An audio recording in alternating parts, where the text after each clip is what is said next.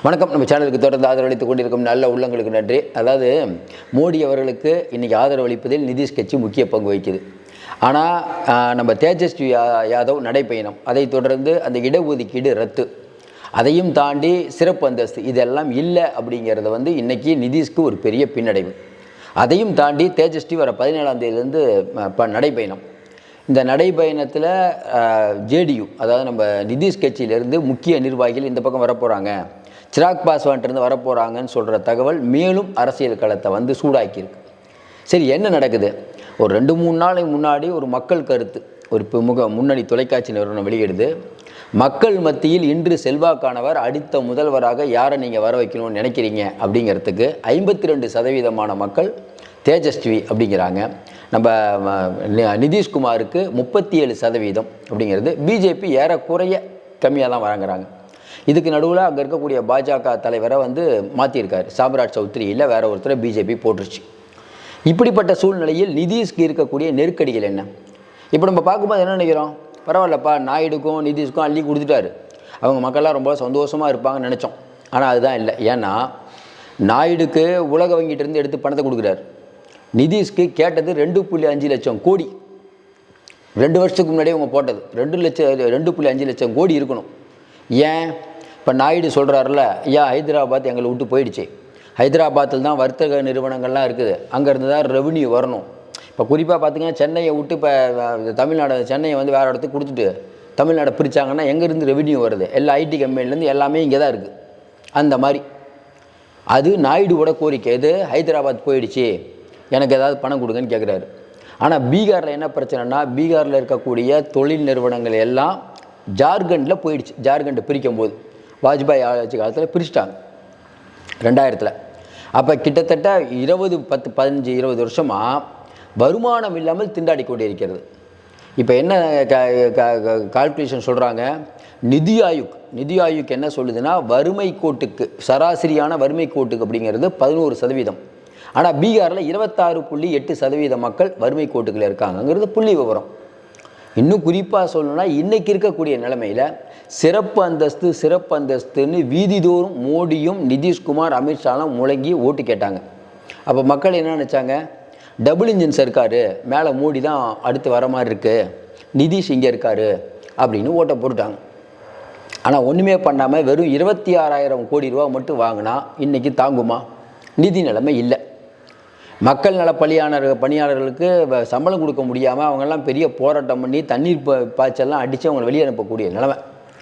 இது மட்டும் இல்லாமல் நிதிஷ் ஒரு டபுள் கேம் விளையாடுறாரு, அந்த பக்கம் மோடி ஒரு டபுள் கேம் விளையாடுறாரு. நிதிஷும் முதல் நாள் காலில் விழும்போதே மோடி உஷாராயிடுவார். ஏன்னா அவருக்கு தெரியும் இவர் காலில் விழுந்தா என்னென்னு அர்த்தம்னு. அமைதியாக இருந்தாலே வேறு மாதிரி அர்த்தம், காலில் விழுவ போனார்னா கவுக்க போகிறாருன்னு அர்த்தம். அதனால் மோடி என்ன பண்ணுறாரு, எல்லா இடத்துக்கும் அமைச்சர்கள் கம்மியாக போடுறாரு. பீகாருக்கு மட்டும், எது நிதிஷ் கட்சிக்கு பீகாரில் 2 அமைச்சர், பிஜேபிக்கு 3 அமைச்சர். அப்போ அந்த மத்திய அமைச்சர்கள்லாம் போய் பீகாரில் நிறையா நலத்திட்டங்களெல்லாம் தொடங்கி வைப்பாங்க. நிதிஷ்க்கு ஒரு பேரலல் கவர்மெண்ட் மாதிரி. ஆனால் நிதிஷ் கேட்க முடியாது, நீங்கள் முதலமைச்சராக இருந்துவாங்கப்பா, நீங்கள் எங்களுக்கு ஆதரவு கொடுக்குறீங்க, நாங்கள் எதாவது பண்ணால் நீ கேட்கக்கூடாது, அவ்வளோதான். அப்போ இப்போ நிதிஷ்க்கு வேறு வழி இல்லை, வேறு என்ன பண்ணுவார்? இது நம்ம எனக்கு எதுவும் வேணாம்ட்டு போக முடியுமா? இப்போ போக முடியாது. 2005 எலெக்ஷன் வருது. இவரை தனியாக நம்பி அடுத்த வருஷம் தேர்தலை சந்திக்க முடியாது 2025. அப்போ பிஜேபியோட ஆதரவு தேவை. அப்போ என்ன நடக்குது, அவர் சொல்கிறத கேட்கக்கூடிய நிலைமை. இதெல்லாம் வச்சு பார்க்கும்போது இப்போ நிதிஷ்குமார் என்ன சொல்கிறாரு, 26,000 கோடி வாங்கிட்டு வந்துட்டேன்னு. 2.5 லட்சம் கோடி எங்கே? சிறப்பு அந்தஸ்து வாங்கி தரேன்னு சொன்னீங்கன்னா என்ன? அங்கே மக்கள்கிட்ட ஒரு விஷயம், அங்கே இருக்க மக்கள் அவ்வளோவா படிப்பறிவு இல்லாத மக்கள்கிட்ட நீங்கள் 26,000 கோடினா ஒதுக்க மாட்டாங்க.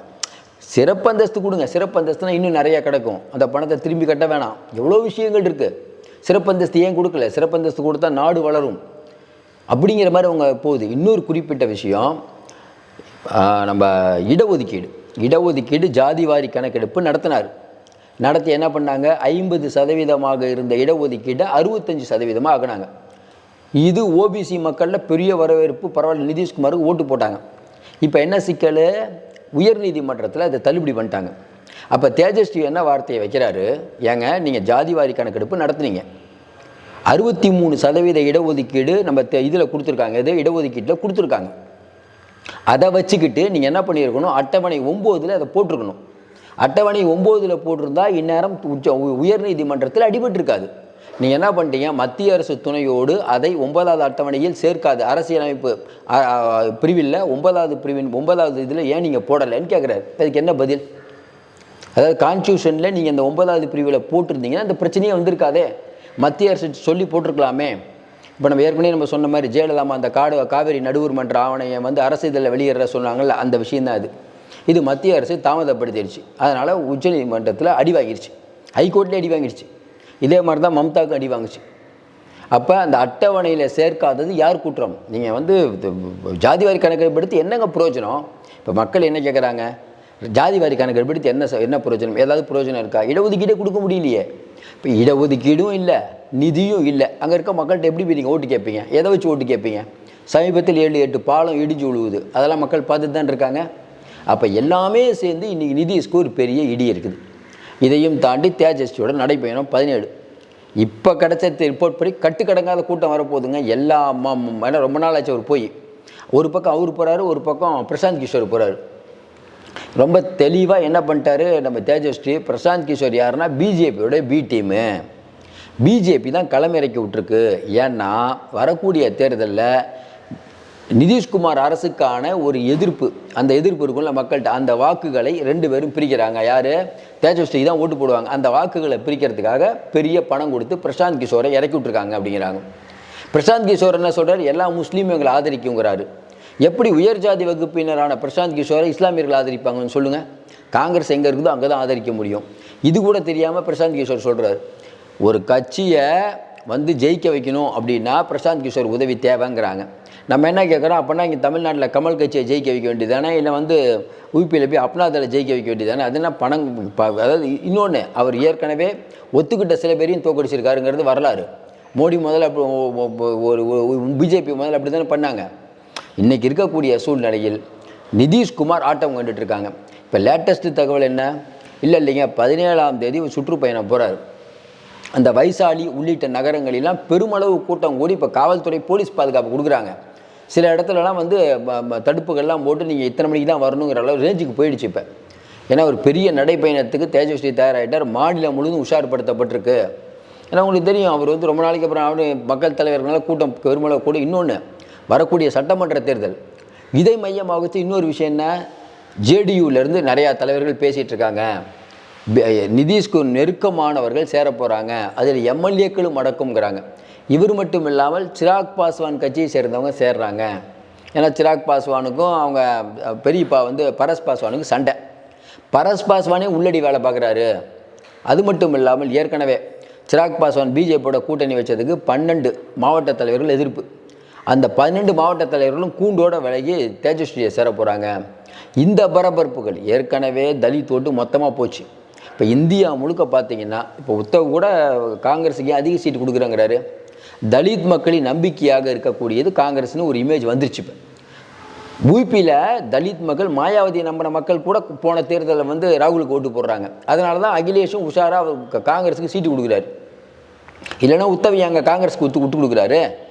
போன தடவை அதிக எண்ணிக்கையில் நின்ன உத்தவ் இல்லைங்க காங்கிரஸ் தான் அதிக சீட்டில் ஜெயிக்கும்னு ஏன் சொல்கிறாரு? அப்போ அவரே ஒத்துக்கிறாரு, மகாராஷ்டிராவில் பெரிய கட்சி காங்கிரஸ்னு.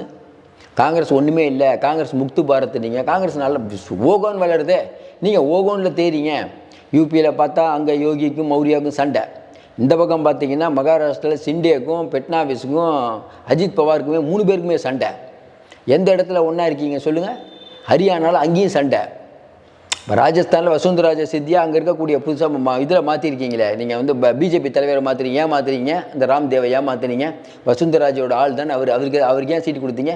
வசுந்தராஜா மேலே இருக்க பயம். ராஜஸ்தானில் நடக்கக்கூடிய 5 தொகுதி இடைத்தேர்தல் இதானே உண்மை.